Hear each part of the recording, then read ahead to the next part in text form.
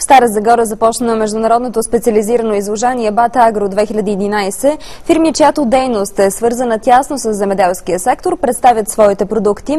Моделът на изложението е под открито небе на полето, където техническите възможности на машините могат да бъдат изпитани на място. Включваме наживо там Тодорка Костова. Здравейте, Еди! Добър ден от Международното селскостопанско изложение, което беше открито само преди час. Тук на летището в Стара Загора на 20 000 квадратни метра площ са представени над 130 фирми, даже към този час може би те са 140.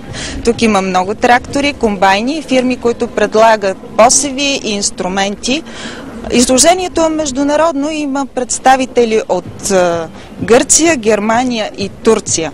Както ви споменах, изложението беше открито преди малко повече от час от министър Мирослав Найденов, който е сега при нас. Здравейте, министър Найденов. Здравейте. Радва ли ви този огромен интерес? Не може да не ме радва, но по-важното е, че радва тези, които са дошли да видят каква техника има. И разбира се, радостен е факта, че те могат да се позволят, защото само преди по-малко от седмица правителството изплати всички европейски субсидии и националните доплащания към тях, така че тези пари вече са налични по сметките. Радвам се, че те ще могат наистина така да направят тези машини достъпни. Съобщих и хубавата новина, че след като преструктурирахме ресурса на програмата за развитие на селските райони, след междинната оценка ние успяхме да осигурим още около 600 милиона лева, от които около 280 милиона, почти половината, да отидат по мярка 121, а това е именно мярката за закупуване на селскостопанска техника. Така че заслужават го земеделските производители.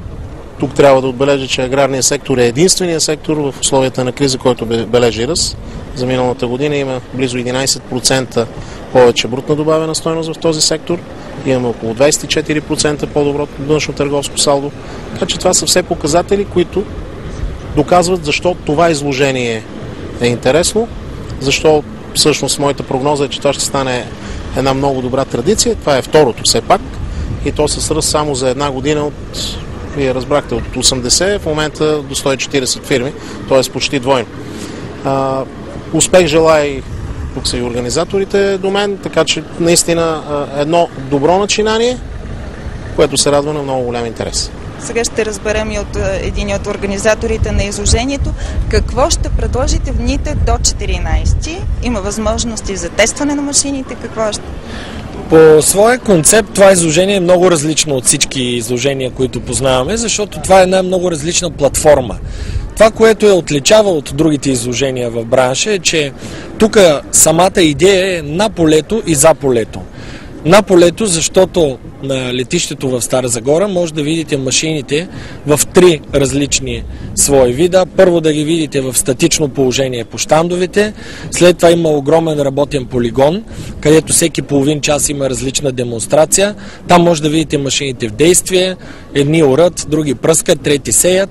И разбира се, на самата писта има и трети тестов полигон, където може да се видят машините в транспортно положение. Да ви попитам, показателен ли е този интерес за сектора?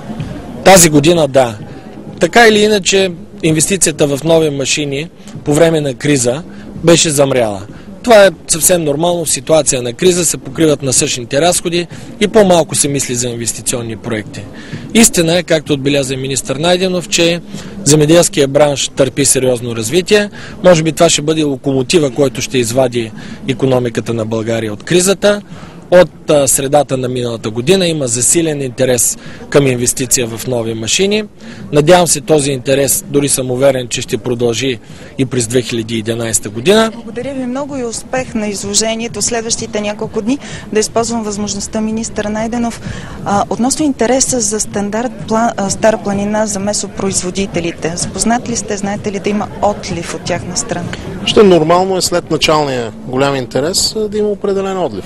Все пак това е стандарт, който е доказани показатели и разбира се с съответно по-висока цена.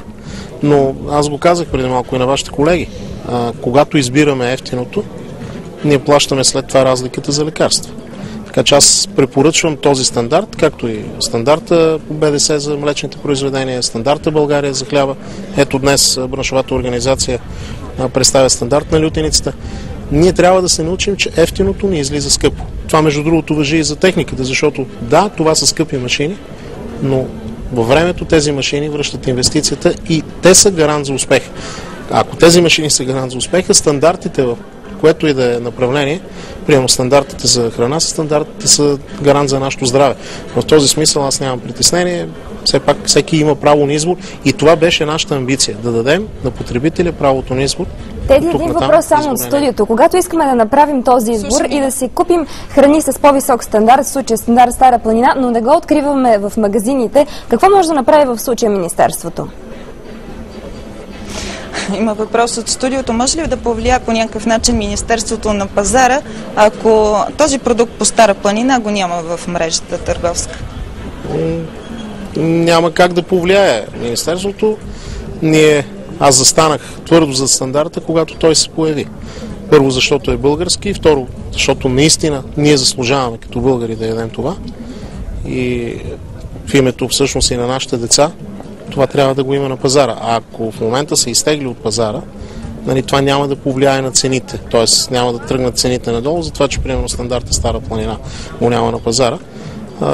По-скоро обратното. Той може да бъде заменен вече с някакви удобни стандарти, които да не отговарят като стандарт на него, но да бъдат на същите цени. Така че приемете го така. Присъствието на тези стандарти е нещо, по което останалите се равняват и затова те трябва да присъстват. Благодаря ви много. Това е за сега от тук. Очаквайте репортаж от изложението в късни